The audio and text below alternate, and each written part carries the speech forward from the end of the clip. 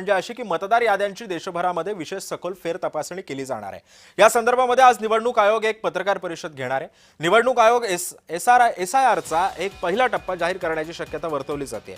भारतामध्ये गेल्या 2 दशकांमध्ये मतदार याद्यांचं शुद्धीकरण झालेलं नाहीये। गेल्या 20 वर्षांमध्ये मतदार याद्यांमध्ये लक्षणीय बदल झालेत अशी सुद्धा आता माहिती समोर येते। त्यामुळे आता याच पार्श्वभूमीवरती आज निवडणूक आयोगाची पत्रकार परिषद पार पडते आणि त्यानंतर आता नेमकं काय होतंय हे सुद्धा पाहणं महत्त्वाचं ठरणार आहे। मी पुन्हा एकदा आपल्या दोघांकडे येतोय। माझा पहिला प्रश्न असणार आहे अरुणजी तुम्हाला, 20 वर्षात काहीच का झालं नाही? कारण 20 वर्ष लोटली गेली, याच्या आधी सुद्धा निवडणुका झाल्या, ही काय पहिली वेळ नाहीये। याच्या आधी सुद्धा मतदार याद्यांमध्ये होतेच की सगळे घोळ, मग आताच का 20 वर्षांनंतर आता या सगळ्याला जाग आली आहे?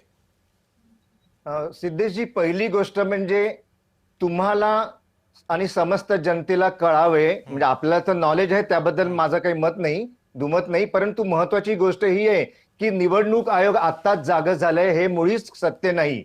सत्य हे आहे की निवडणूक आयोग जेव्हा जेव्हा त्यांच्या निदर्शनास कोणीतरी दुसऱ्या व्यक्तीने अशा प्रकारच्या चुका दाखवून दिलेल्या आहेत त्यावेळेस निवडणूक आयोगाने वेळोवेळी त्याच्यावरती उपचार हे केलेलेच आहेत। फॉर एक्झाम्पल 2022-2023 सालीच जेव्हा निवडणूक आयोगाच्या निदर्शनास ही गोष्ट आली की दुबार मतदान हे अनेक ठिकाणी आढळून येत आहे, तेव्हा इमिजिएट अशा तक्रारी यायला लागल्यानंतर निवडणूक आयोगाने डी डुप्लिकेशन नावाचं एक सॉफ्टवेअर तयार केलं आणि त्या सॉफ्टवेअर मार्फत जे जे काही दुबार मतदार आढळले ते त्यांनी त्वरित रद्द करण्याचा निर्णय घेतला। हे कदाचित आपल्याला आणि जनतेला माहित असेलच।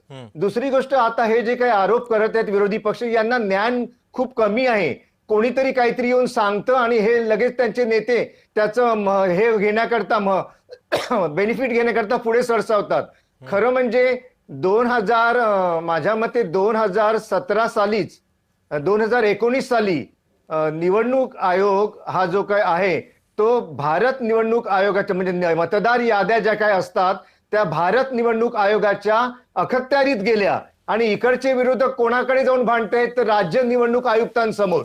तर त्यांना या गोष्टीचं नॉलेज असलं पाहिजे की कोणत्या गोष्टी घेऊन आपण केंद्रीय निवडणूक आयोगाकडे गेलं पाहिजे आणि कोणत्या गोष्टी घेऊन राज्य निवडणूक आयोगाकडे गेलं पाहिजे, याचं ज्ञान आधी त्यांनी घ्यावं आणि मग उगीच जनतेसमोर खोट्या गोष्टी मांडाव्यात जेणेकरून जनता कुठेही भ्रमित होणार नाही।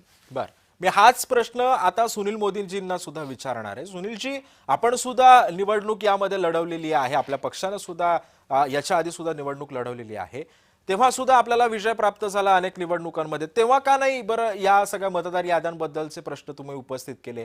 आता सुद्धा आदित्य ठाकरे किंवा राहुल गांधी या संदर्भातले प्रश्न उपस्थित करतायत, तेव्हा का बरं नाही जाग आली? मग मी आपल्याला 3 मुद्द्यांवर थोडंसं लक्ष वेधून घेणार आहे। बर, माझ्या माहितीप्रमाणे आमचे शिवसेनेचे नेते अनिल परब यांनी 2017 किंवा 16 या काळामध्ये एक पीआयएल केलेली होती आणि या मतदान यादीच्या दुरुस्ती संदर्भामध्ये निवडणूक आयोग काहीही लक्ष देत नाही, तर ती लक्ष द्यावी या प्रकारची एक पीआयएल केली होती। त्या पीआयएल मध्ये निर्णय झाला होता की निवडणूक आयोगाने याच्यावर ठोस धोरण अवलंबावी आणि मला असं वाटतं अशीच पीआयएल देवेंद्र फडणवीसांनी पण केली होती असं माझी माहिती आहे। आणि देवेंद्र फडणवीसांच्या या सगळ्या पीआयएलचं क्लबिंग करून हे निर्णय झालेले होते। 2017 नंतर सुद्धा निवडणूक आयोग झोपलेलं होतं, याच्यावर कुठलंही काम करत नव्हतं, हा महत्वाचा मुद्दा।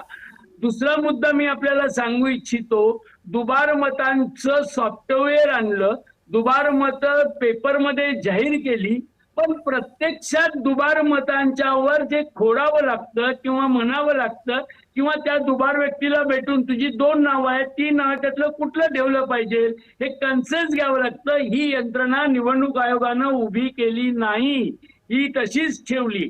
तिसरा महत्वाचा मुद्दा मी आमचे प्रवक्ते ज्येष्ठ नेते त्यांना सांगू इच्छितो, महाराष्ट्रामध्ये केंद्रीय निवडणूक आयोग आणि राज्य निवडणूक आयोग या दोघांनाही समोर बसून आम्ही आमचं रिप्रेझेंटेशन दिलेलं आहे।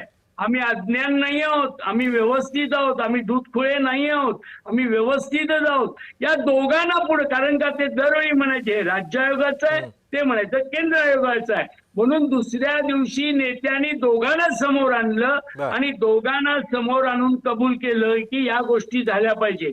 आणि निवडणूक आयोगानं जे उत्तर दिलेलं आहे ते मी आपल्याला सांगतो. निवडणूक आयोगानं आम्ही घेतलेल्या आक्षेपावर कुठलंही उत्तर दिलेलं नाही. त्यांनी असं सांगितलं की निवडणूक आयोग एक यंत्रणा उभा करणार आहे, त्याच्या मार्फत या गोष्टी आम्ही त्यावेळी करू. आज आम्ही जून मधली जी यादी आहे ती यादीच गृहीत धरू असं त्यांनी उत्तर दिलेलं आहे. हे जरा लक्षात घ्यावं. बर. आम्ही कोणी अज्ञानी नाही आहोत, आम्ही अतिशय हुशार लोक आहोत आणि हुशार आहोत म्हणूनच आम्हाला संपवण्याची जी भाषा करत होते ते आम्ही संपवू शकलो नाही, याचं दुःख यांना आहे आणि म्हणून ते आमच्यावर आगपकड करतात. किती आगपकड करू दे, आम्ही या संघर्षासाठी तयार आहोत, हे संघर्ष करणार.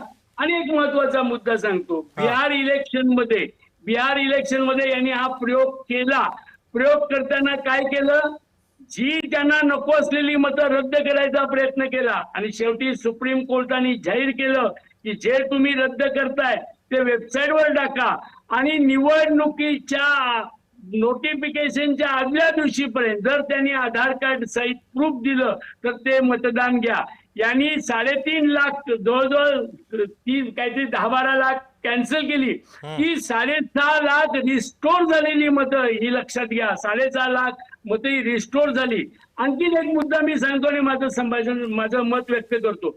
सुप्रीम कोर्टामध्ये एक PIL आहे की सगळ्या मतदारांना आधार कार्डवर लिंकिंग करा. का नाही करत निवडणूक आयोग? का नाही भारत सरकार हा निर्णय घेत? त्यांना अडचणीचा विषय आहे.